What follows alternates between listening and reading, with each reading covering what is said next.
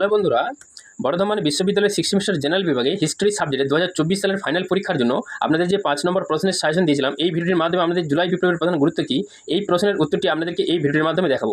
তো বন্ধুরা, অবশ্যই আপনারা যারা এই প্রশ্নের উত্তরটি কানেকশন করতে পারেননি, সংগ্রহ করতে পারেননি, অবশ্যই আমরা খাতার মধ্যে লিখে এই প্রশ্নের উত্তরটি পড়বেন। এই প্রশ্নের উত্তরটি আপনাদের 2024 সালের ফাইনাল পরীক্ষার জন্য, আপনাদের 24 সালের এক্সটার্নাল এক্সামিনেশনের জন্য খুবই গুরুত্বপূর্ণ। তো এখানে দেখুন, পাউল জি এসকোডার তার the transformation of European politics 1763 থেকে 1848 নামক গ্রন্থে জুলাই বিপ্লবের গুরুত্ব থেকে আলোচনা করেছিলেন। তাহলে এখানে দেখতে পাচ্ছেন যে পাউল ডাব্লিউ এসকোডার তার the transformation of European politics 1763 থেকে 1848 নামক গ্রন্থে জুলাই বিপ্লবের গুরুত্বের দিক থেকে তিনি আলোচনা করেছিলেন। 1830 সালে 26 জুলাই থেকে 29 জুলাই পর্যন্ত জুলাই বিপ্লব সংগঠিত হয়েছিল। তাহলে এখানে আমরা মনে রাখবেন, আমাদের শর্ট কোশ্চেন আসতে পারে যে জুলাই বিপ্লব কত খ্রিস্টাব্দে সংগঠিত হয়েছিল। তাহলে 1830 সালে 26 জুলাই থেকে 29 জুলাই পর্যন্ত জুলাই বিপ্লব সংগঠিত হয়েছিল।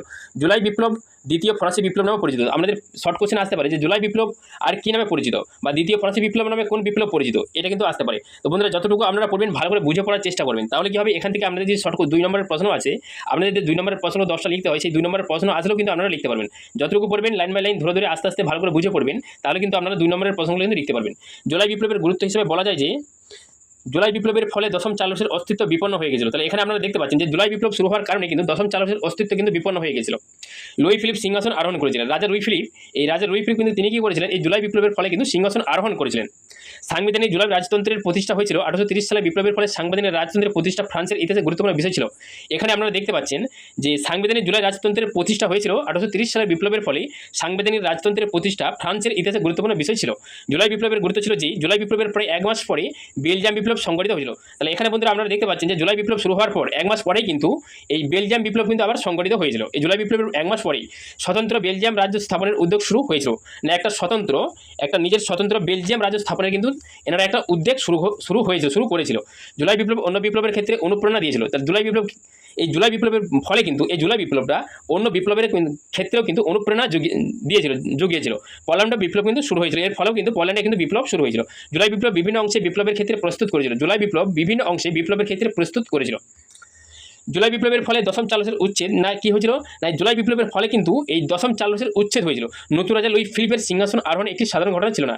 এর ফলে কি হয়েছিল, জুলাই বিপ্লবের গুরুত্ব হিসেবে আমরা এটা দেখতে পাই যে নতুন রাজা লুই ফিলিপের সিংহাসন আরোহণ একটি সাধারণ ঘটনা ছিল না। তাহলে জুলাই বিপ্লবের ফলে কিন্তু লুই ফিলিপের সিংহাসন তিনি আরোহণ করেছিলেন।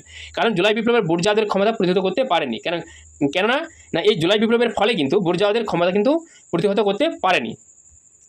জুলাই বিপ্লবের ফলে লুই ফিলিপের প্রতিক্রিয়াশীল শাসন ব্যবস্থা বুর্জাদের কাছে গ্রহণযোগ্য ছিল না। জুলাই বিপ্লবের ফলে কি হয়েছিল, এই রাজা লুই ফিলিপের প্রতিক্রিয়াশীল শাসন ব্যবস্থা, তিনি যে শাসন ব্যবস্থা পরিচালনা করছিলেন, যে আদব কায়দাতে যে প্রতিক্রিয়াশীল, সেই প্রতিক্রিয়াশীলটা কিন্তু বুর্জাদের কাছে গ্রহণযোগ্য ছিল। বুর্জারা কিন্তু এটা তাদের ভালো লেগেছিল, গ্রহণযোগ্য ছিল। লুই ফিলিপ বুর্জা রাজা রূপে পরিচিত লাভ করেছিলেন। লুই ফিলিপও কিন্তু বুর্জাদের রাজা রূপে কিন্তু তিনি পরিচিত লাভ করেছিলেন। লুই ফিলিপের 1830 থেকে 1848 সালের শাসনকালে লুই ফিলিপ কত সাল থেকে কত সাল শাসন করেছিলেন, না 1830 থেকে 1848 সালের শাসনকালে, অর্থাৎ 18 বছরের শাসনকালে ফ্রান্স শিল্পভিত্তিক রাষ্ট্রে পরিণত হয়েছিল। ফ্রান্স কি হয়েছিল, শিল্পভিত্তিক রাষ্ট্রে কিন্তু পরিণত হয়ে গিয়েছিল। এই মাত্র তিনি 1830 থেকে 1848 সালের শাসনকালে, 18 বছরের শাসনকালে ফ্রান্সে কি হয়েছিল, শিল্পভিত্তিক দেশে পরিণত করে দিয়েছিল। বেশিরভাগ ফরাসি শিল্প প্যারিসকে কেন্দ্র করে গড়ে উঠেছিল। তাই এখানে কি দেখতে পাচ্ছেন যে বেশিরভাগ যে ফরাসি শিল্প, সেই শিল্প কেন্দ্রগুলো কিন্তু প্যারিসকে কেন্দ্র করে কিন্তু গড়ে উঠেছিল। শিল্পায়নকে কেন্দ্র করে শিশুশ্রম, নারীদের অবস্থান অবনতি, শ্রমিকদের ঘিঞ্চি পরিবেশ, শ্রমের দাবিকে কেন্দ্র করে নানা সমস্যা কিন্তু দেখা দিয়েছিল। এখানে আপনারা দেখতে পাচ্ছেন যে এই শিল্পায়নকে কেন্দ্র করে শিশুশ্রম, নারীদের অবস্থার অবনতি, শ্রমিকদের ঘিঞ্চি পরিবেশ এবং শ্রমের দাবিকে কেন্দ্র করে নানা সমস্যা কিন্তু দেখা দিয়েছিল। লুই ফিলিপের প্রতিষ্ঠিত রাজতন্ত্র ও জুলাই রাজতন্ত্রের ব্যর্থতা পরবর্তী বিপ্লবের ক্ষেত্রে প্রস্তুত করেছিল। এখানে আপনারা রাজতন্ত্র দেখতে পাচ্ছেন, লুই ফিলিপের প্রতিষ্ঠিত রাজতন্ত্র বা জুলাই রাজতন্ত্রের ব্যর্থতা পরবর্তী বিপ্লবের ক্ষেত্রে প্রস্তুত কিন্তু করেছিল।